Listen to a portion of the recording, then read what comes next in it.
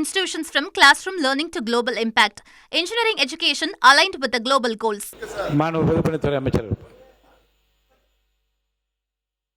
காங்கிரஸ் சார்பா நான் கொஞ்சம் பேசிடுறேன். பேசுங்க. மாண்பு பேரவைத் தலைவர்களே, மேடம் நான் உங்க சார்பா பேசிடுறேன். மேடம் பேரவைத் தலைவர் அவர்களே, உங்களுடைய மூத்த உறுப்பினர் சொன்னாரு, நீங்க மேலூர்ல நின்னீங்க, நாங்க தான் காரணம் அப்படின்னு.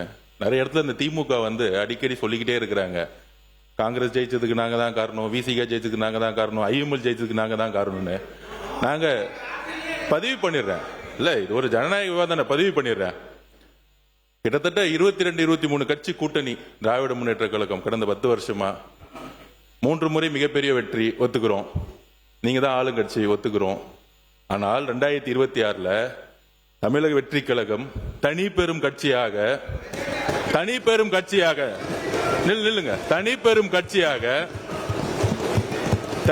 கட்சியாக நின்று 108 தொகுதி வாங்கியிருக்கோம். தனி பெரும் கட்சி, வெறும் இளைஞர்கள் மட்டும். 23 கட்சி கூட்டணி இல்லன்னு நினைச்சுக்கோங்க, திமுக 10 தொகுதி ஜெயிச்சிருக்க மாட்டாங்க. காங்கிரஸ் இல்லன்னா, விசிகே இல்லன்னா, கம்யூனிஸ்ட் இல்லன்னா, ஐஎம்எல் இல்லன்னா, சென்னையிலே சொல்றேன், சென்னையிலே இஸ்லாமியர்கள் ஏன் ஓட்டு போட்டாங்க தெரியுமா? விசிகேவும் காங்கிரசும் ஐஎம்எல் இருந்தாலும் இஸ்லாமியர்கள் ஓட்டு போட்டாங்க சென்னையில. இது வரைக்கும் திமுக 62ல இருந்து நானும் பார்த்துட்டு இருக்கேன், பெரிய தோல்விகள் சென்னையில இருந்ததே கிடையாது. ஆனால் தமிழக வெற்றி கழகத்திட்ட 16ல 14 தொகுதி தோத்துருக்காங்க. 14 தொகுதி. அப்ப திமுகக்கு இந்த கூட்டணி கட்சி இல்லன்னு நினைச்சுக்கோங்க, கூட்டணி கட்சி கிட்ட 15% வரும். அந்த 15% இல்லன்னு நினைச்சுக்கோங்க, சென்னையில அந்த 2 தொகுதி கூட ஜெயிச்சிருக்க முடியாது. தமிழ்நாட்டில் 10 தொகுதி ஜெயிச்சிருக்க முடியாது. நீங்க இன்னைக்கு எதிர்கட்சியா உட்கார்ந்தது காரணம் காங்கிரஸ், நீங்க எதிர்கட்சியா உட்கார்ந்தது காரணம் கம்யூனிஸ்ட், நீங்க எதிர்கட்சியா உட்கார்ந்தது காரணம் ஐஎம்எல், நீங்க எதிர்கட்சியா உட்கார்ந்தது காரணம் விசிகே, நீங்க எதிர்கட்சியா உட்கார்ந்தது காரணம் கூட்டணி. இத ஞாபகம் வச்சுக்கோங்க.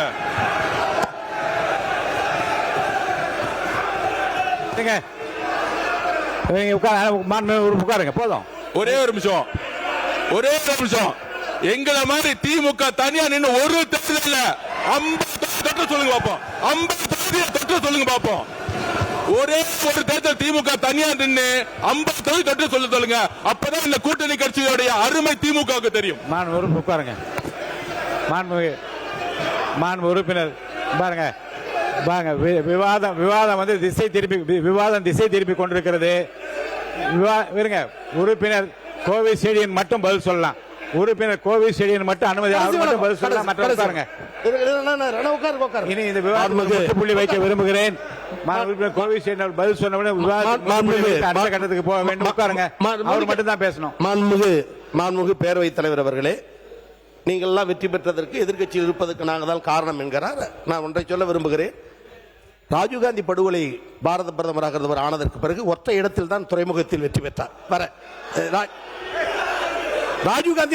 ராஜீவ்காந்தி படுகொலையான பொழுது ஒற்றை இடத்தில் தான் ஜெயித்தார், துறைமுகத்தில்.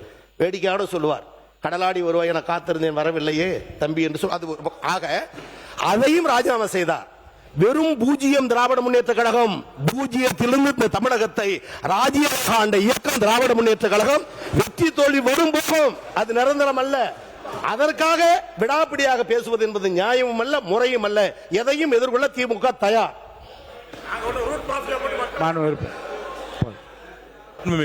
ஒரே ஒரு நிமிஷம், இவரும் கேட்டு அப்புறம் நீங்க சொல்லலாம். நீங்க சொல்லுங்க. மாண்பு உறுப்பினர் நேரு அவர்கள், அவர் கேட்டவர் சேர்த்தே சொல்லிடுங்க பதில். மாண்புமிகு பேரவைத் தலைவர் அவர்களே, கூட்டணியில் இருந்து வெற்றி பெற்றோம் என்று அது நாங்கள் ஒத்துக்கொள்கிறோம், அதெல்லாம் ஒன்றுமில்லை.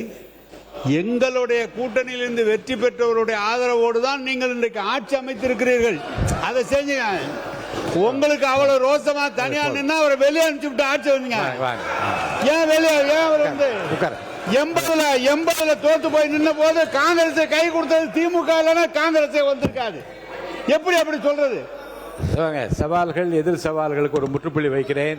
மாண்பு பொதுப்பணித்துறை அமைச்சர், இதோடு இந்த விவாதத்துக்கு முற்றுப்புள்ளி வைத்து விட்டு மானிய கோரிக்கை நான் போக வேண்டும். மாண்புமிகு பேரவைத் தலைவர்களே, இங்கு ஒவ்வொரு கட்சிக்கும் தனித்த அடையாளம் இருக்கிறது. ஒரு தேர்தல் முடிஞ்ச பிறகு யாருடன் சேர வேண்டும், யாருடன் ஆட்சி அமைக்க வேண்டும், அந்தந்த கட்சியோட நிலைப்பாடு. இது யாருக்கும் அடிமை கிடையாது. ஒரு தேர்தல் முடிஞ்சவன கூட்டணி முடிஞ்சிடும். நம்பர் 1. நம்பர் 2 சொல்றது, அண்ணன் மூத்த உறுப்பினர் சொன்னாரு, நாங்கள் யாருடைய தோல்விகளையும் நாங்க எதையுமே தவறா பேசல. நாங்க சொல்ல வருதுன்னா, திமுக இவர்களால் தான் கூட்டணி கட்சி வெற்றி பெறுதுன்னு ஒரு ஆதிக்க மனப்பான்மை இருக்கு பாத்தீங்க. அந்த ஆதிக்க மனப்பான்மை தான் நாங்க கொஸ்டின் கேட்கிறோம். அந்த ஆதிக்க மனப்பான்மை தவிர எல்லாரும் சேர்ந்து தான் ஒரு வெற்றியை உருவாக்கி இருக்காங்க. அதை பதிவு பண்றோம். எல்லா கட்சிகளும் சேர்ந்து ஒரு கூட்டணி உருவாக்கிய பொழுது அந்த வெற்றிக்கான காரணம் எல்லா கட்சிகளும் சமமா சொல்லணும். என்னாலதான் நீங்க வெற்றி பெற்றீங்க, என்னாலதான் விசிக வெற்றி பெற்றது, என்னாலதான் நீங்க இந்த இடத்துல அந்த ஆதிக்கம் தவறுங்கிறதா நாங்க பதிவு பண்றோம். மாண்பு உறுப்பினருக்கு முற்றுப்புள்ளி வைக்கிறேன். வெற்றியும் தோல்வியும் மக்களாலே வந்தது, ஏற்றுக்கொள்வோம். மாண்பு உறுப்பினர் தலவாய் சுந்தர் ஒரு கேள்வி கேட்கிறேன், கிளாரிபிகேஷன். மாண்பு உறுப்பினர் தலவாய் சுந்தர் வாங்க. என்ன இப்ப என்ன நீங்க பேச விரும்புறீங்களா? பாருங்க. மாண்பு உறுப்பினர் KN நேரு அவர்கள். மாண்புமிகு பேரவைத் தலைவர் அவர்களே, எங்களால தான் அவங்க வெற்றி பெற்றாங்கன்னு நாங்கள் சொல்றோம். இல்லை, அவங்களும் சேர்த்து தான் நீங்க வெற்றி பெற்றாங்க. நாங்கள் தனியா நின்னாங்க, அவங்க எங்களை விட்டுட்டு. எங்கேயாவது தமிழ்நாட்டில் இடத்த வெற்றி பெற்றிருக்காங்களா கேளு. வெற்றி பெற்றிருக்காங்க கேளு. திமுக அவங்க வெற்றி பெற முடியாது. போதும், இந்த கேள்வி போதும். Saram institutions from classroom learning to global impact. Engineering education aligned with the global goals.